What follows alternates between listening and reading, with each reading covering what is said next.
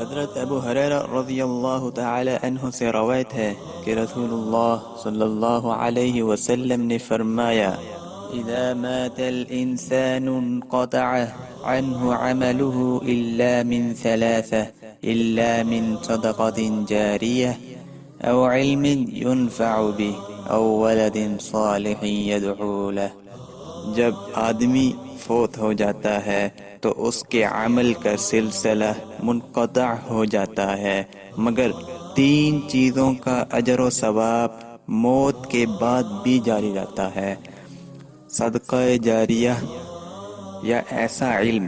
جس سے لوگ استفادہ حاصل کر سکیں، یا نیک اولاد جو اس کے لیے دعا کر سکے۔